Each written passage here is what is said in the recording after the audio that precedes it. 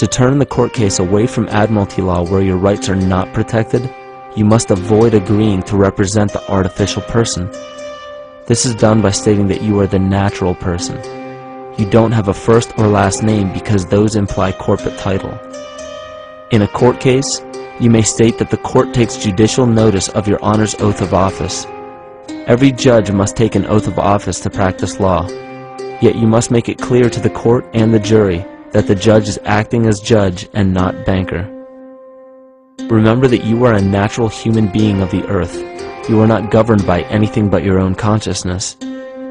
Laws are created within a society. The society that created the laws we see being enforced today is called the Law Society. Yet the most beautiful part of this entire deception is the fact that we are not part of the Law Society, so their laws do not apply to us. Judges, lawyers, and law enforcement officers, they're all part of a society. Within that society, they've created their own language that's deceptively similar to English. They have these little things called statutes, acts, and regulations that seem like laws, but they really only apply to those within their society. So that basically means all the traffic violations, minimum age requirements, and everything except for damage to another person or their property doesn't really apply to the natural person.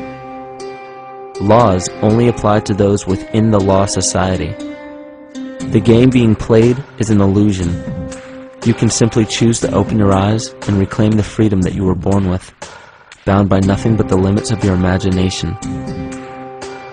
These are just a few examples of assuring that your rights are being protected. By far, the most important line of defense against this deception is to be aware of the perversion of language, and be absolutely aware of how you form your beliefs and concepts.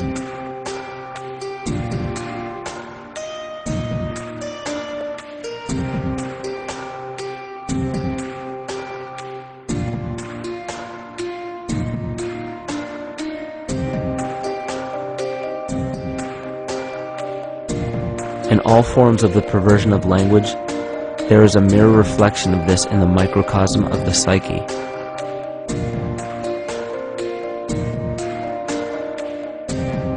And the problem I see with humanity today is we don't truly know ourselves anymore. We have the 9-to-5 job, we have the house, the children, the bills, the television, the hobbies, and the errands that we run every single day, and we eventually begin to believe that this is who we are. But who are we beneath the job title, beneath the status of mother or father, theist or atheist, Republican or Democrat, black or white, man or woman? Who are we? Who are we deep down inside? We don't know, because every time we hear an answer that we don't want to accept about ourselves, we deny it. We'll pass it off and project it onto somebody else and judge them for it. This is repression. And we see what repression can do to us on an individual level, but what about on a collective level of humanity? What happens when the whole world refuses to see what they truly are on the inside?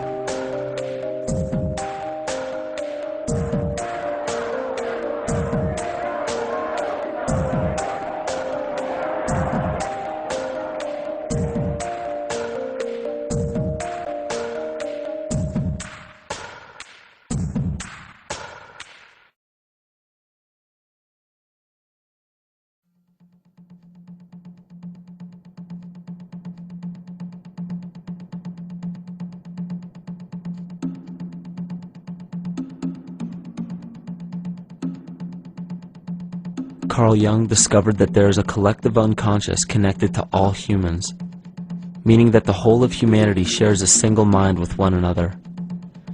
This is evident in the world through accounts of shared mythology and symbols, the study of morphic fields, and with the science of kinesiology. This collectivity is a global example of the unconscious mind of the human body, in which trillions of cells share a similar signal. This parasite, called our false ego, requires a continuous flow of sustenance to survive. Food, fuel, and any other form of sustenance is energy. Human consciousness is an electromagnetic field of energy. When this potential energy is utilized, it then releases kinetic energy, which is used to perpetuate the false ego. This scenario occurs in the smallest parasitic organisms, all the way to a collective organism called humanity. A parasite will release chemicals that cause the host to crave the sustenance that the parasite needs to survive. As long as the host is unaware, it will keep feeding the parasite and starving itself. In a similar way, Wilhelm Reich stated that whole societies suffer from a psychosis caused by starving our organic biological impulses. He states that sexual suppression supports the power of the church, which has sunk very deep roots into the exploited masses by means of sexual anxiety and guilt. It engenders timidity towards authority and binds children to their parents. This results in adult subservience to state authority and to capitalistic exploitation. It paralyzes the intellectual critical powers of the oppressed masses because it consumes the greater part of biological energy. Finally, it paralyzes the resolute development of creative forces and renders impossible the achievement of all aspirations for human freedom. In this way, the prevailing economic system, in which single individuals can easily rule entire masses, becomes rooted in the psychic structures of the oppressed themselves. What Reich was showing in this powerful quote is that on a collective level, the suppression of a natural function, whether biological, spiritual, or emotional, will result in an abnormal reaction, a psychic disease. This illness or disease is reflected into the masses through a collective unconscious and acts as an epidemic. Humanity is plagued with an incapacity for freedom, meaning that people en masse lack the ability to govern themselves on a psychic level, and this manifests in the macrocosm as government and organized religious powers, thus opening the throne, our national and individual throne, to anyone and anything.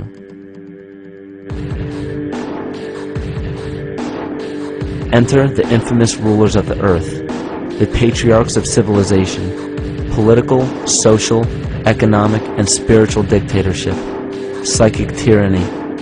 This simple illness within our psyche, this lack of responsibility and neglect of basic human freedom, has made way for every tyrant that has ever held rule over people on this planet.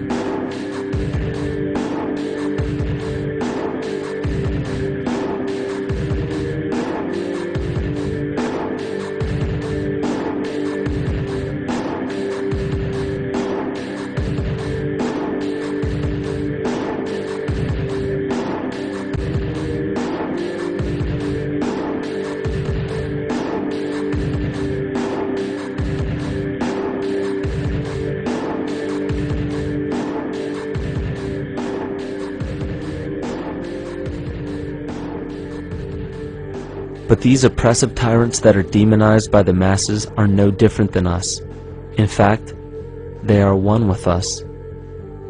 In the book The Prophet by Khalil Gibran, he poetically states, "I say, as the holy and the righteous cannot rise beyond the highest which is in each of you, so the wicked and the weak cannot fall lower than the lowest which is in you also."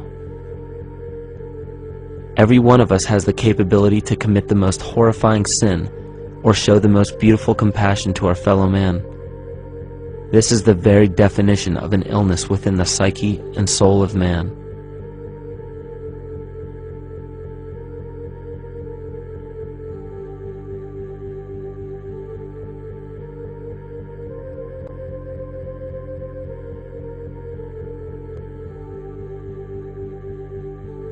Think of any position of power that you believe to be above you. Royal families, government leaders, the United Nations, financial organizations, corporate monopolies, and media juggernauts. These are all facets of our false ego. They are the physical advent of our own sickness. They require our conscious participation, our conscious energy to survive. Because without our cooperation, without supplying them with the sustenance of complicity, they starve. Their very nature depends on our desire to be ruled, and a typical symptom of the illness among humanity today is our continuous denial of our illness. Repression. We consistently repress those qualities we choose not to accept about ourselves. This is why it is so difficult to see the false ego and its multiple manifestations for what they truly are.